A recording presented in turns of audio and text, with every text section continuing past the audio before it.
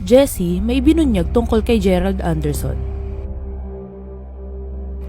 Ito na lamang ang mga binitawang salita ni Jessie na ikinagulat ng netizens. Mapapansing aktibo ngayon sa TV ang aktor, dancer at modelo na si Gerald Anderson. Dahil sa kanyang bagong teleserye na aabangan na Sins of the Father na ipapalabas sa ABS-CBN. Sunod-sunod na guesting ang ginagawa ng aktor upang i-promote ito pati na rin ng kanyang business. Sa nasabing crime thriller mystery drama series na ito ay makakasama niya sina Jessie Mendiola, JC De Vera at Shaina Magdayaw at ilang mga bigating cast rin ang mapapasama dito.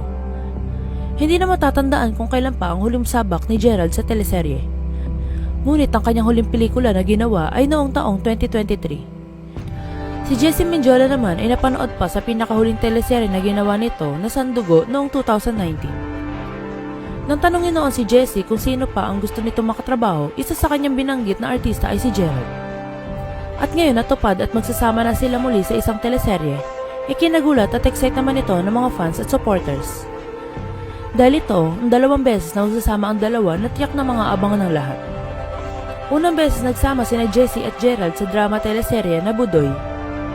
Nang ma-corner si Jessie at tanungin kung ano ang kanyang masasabi sa kanyang bagong proyekto, aniya ni Jessie, masaya siya na makakatrabaho niya muli ang aktor.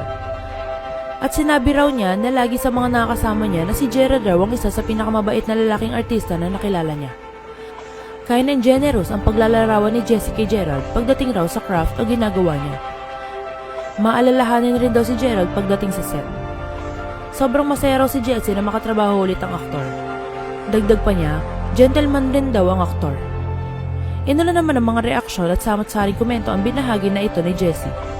At sinabing may bagong biktima si Gerald, ngayon tila nagkakalabuan na sila ni Julia.